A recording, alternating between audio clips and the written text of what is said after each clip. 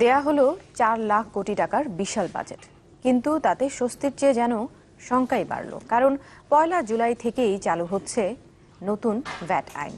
বাড়ানো হলো না করমুক্ত আয়ের সীমা। আরও একবার করের চাপে পিষ্ট হওয়ার আভাস সাধারণ মানুষের। তবে মানব সম্পদ উন্নয়নে এবার ব্যয় বাড়ানো হয়েছে শিক্ষা ও প্রযুক্তি খাতে। গুরুত্ব পেয়েছে কৃষি ও স্বাস্থ্য ও সামাজিক নিরাপত্তার মতো খাত। আর এই বাজেটের আয়ের জন্য এবারও বড় ভরসা হতে যাচ্ছে জাতীয় রাজস্ব বোর্ড এনবিআর। বছর শেষে প্রবৃদ্ধির লক্ষ্যমাত্রা ধরা হয়েছে 7.4%। আরো জানাচ্ছেন ইকবাল হাসান। সম্মানিত সদস্যবৃন্দ, সময় এখন আমাদের। সে সময়কে আরো গতিশীল করতে নিজের ভাষায় সাহসী বাজেট হাতে সংসদে অর্থমন্ত্রী। আপনি বাজেট উপস্থাপনের অনুমতি চাইতে পারেন।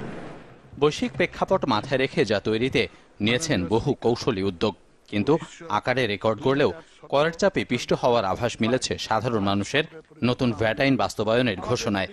নতুন ভ্যাট আইনের লক্ষ্যকে সামনে রেখে মূল্যজন সংযোজন বিধিমালা আইন এবং বিধিমালা সবই সহজীকরণের প্রস্তাব সংসদে উপস্থাপন করছি।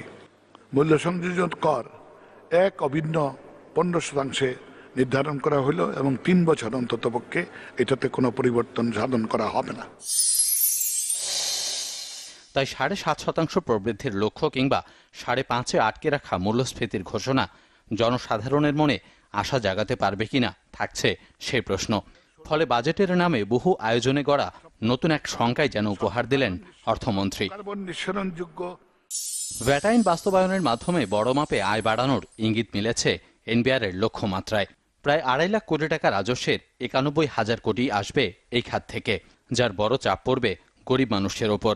বাজেটের আগে করমুক্ত আয়ের সীমা বাড়ানোর আভাস দিলেও শেষ পর্যন্ত সেই পথে হাঁটেননি অর্থমন্ত্রী। বহাল রেখেছেন 2.5 লাখ টাকায়। তাই বেড়েছে সেখান থেকে আয়ের লক্ষ্যমাত্রাও।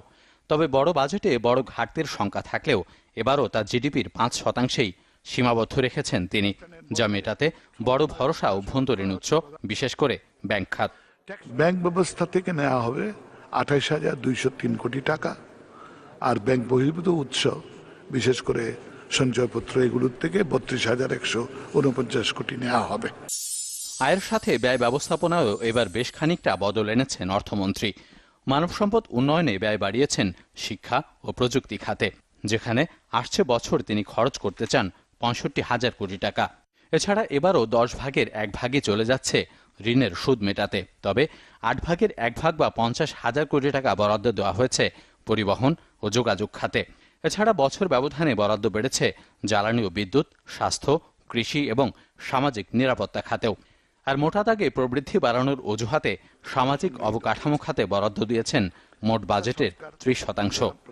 অর্থনৈতিক উন্নয়নের সাথে সাথে অর্থনৈতিক কাঠামোতেও পরিবর্তন আসছে।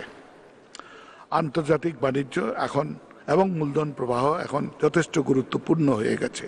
আমরা মূলধন মজুদ বৃদ্ধির পাশাপাশি মানব মূলধন মজুদ সেজন্য যথেষ্ট বরাদ্দ দিচ্ছি এবং শ্রমশক্তিতে মহিলাদের অংশগ্রহণ বাড়াতে যাচ্ছি।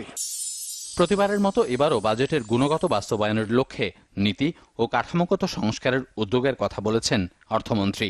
ওয়াদা করেছেন আইনের শাসন, দুর্নীতি দমন এবং তথ্য ব্যবস্থাপনায় গতি বাড়ানোর। তবে জীবনযাত্রার ব্যয় কমাতে দেখা যায়নি তেমন কোনো উদ্যোগ। ইকবাল হাসান, চ্যানেল 24, ঢাকা।